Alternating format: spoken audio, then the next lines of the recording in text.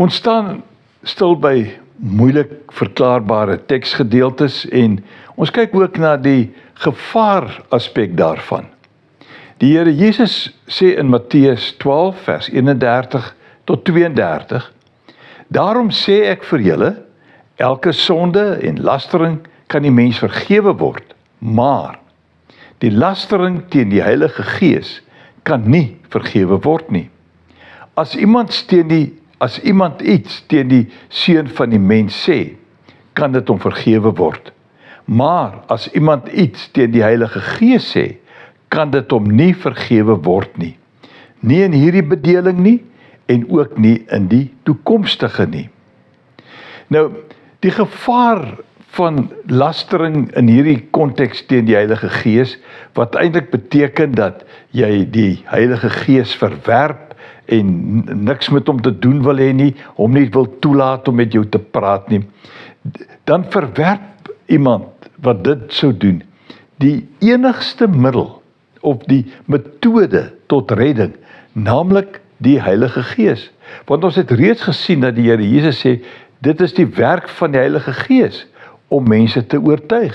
En as jy dit nie doen nie, dan kan jy nie gered word nie. Romeine 9 vers 32 tot hoofstuk 10 vers 4 sê, waarom kon Israel nie die vryspraak kry nie?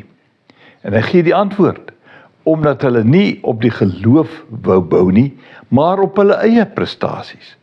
Hulle het oor die struikelblok gestruikel, waarvan daar geskrywe staan, kyk, ek sit in Sion, 'n klip neer waaroor 'n mens struikel, 'n rots waarteen jy jou stamp, maar wie in hom glo, sal nie teleurgestel word nie. So aanvaar dat Jesus die rots is wat jou eintlik tot redding kan lei. In hoofstuk 10 vers 1 sê hy, broers, my hartewens, my gebed tot God vir my volk is dat hulle gered word. Want ek kan van hulle getuig dat hulle vol ywer vir God is, maar sonder die regte insig, sonder dat hulle dinge reg verstaan. Hulle het hulle nie gesteer aan die manier waarop God mense vryspreek nie. Hulle wil niks van God se manier van vryspraak weet nie. Hulle probeer dit op hulle eie manier kry. Christus is tog die einde van die wet, sodat elkeen wat glo, vrygespreek kan word. En dit is die korrekte siening van hierdie gedeelte. Aanvaar en erken Jesus deur die Heilige Gees as die verlosser. Soos Handelinge 4 vers 12 sê, Jesus bring die verlossing en niemand anders nie. Daar is geen ander naam op die aarde aan die mens gegee waardeur God wil dat ons verlos moet word nie.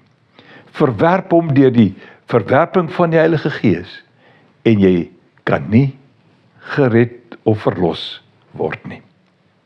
Dit is gevaarlik. Loop mooi.